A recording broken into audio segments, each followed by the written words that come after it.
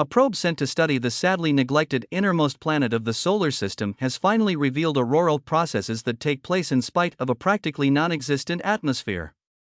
The way in which the radiant displays of colors in the sky known as auroras form on Earth may be how these lights arise throughout the solar system, according to new findings from Mercury.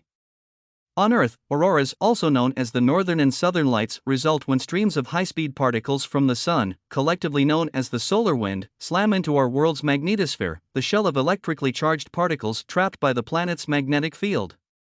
Mercury, the smallest and least massive of the solar system's planets, also possesses a magnetosphere.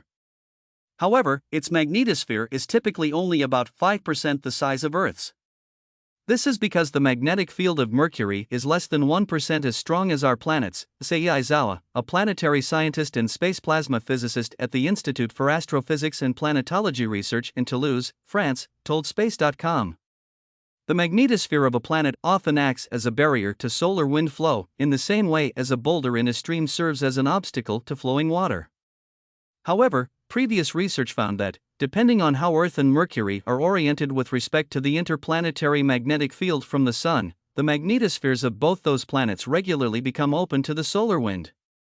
On Earth, the entry of the solar wind into the magnetosphere drives the motions of electrons and other electrically charged particles.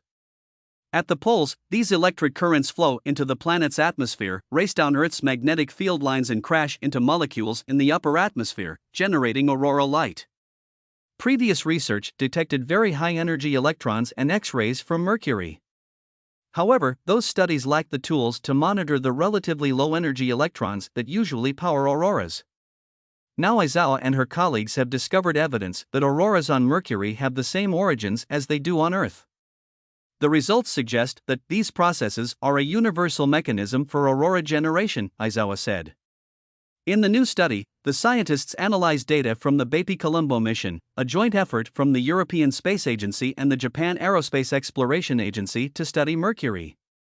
Launched in 2018, Bepi-Colombo made its first of 6 flybys of Mercury in 2021 and is planned to orbit Mercury starting in 2025, making it the first mission to another planet to consist of 2 satellites.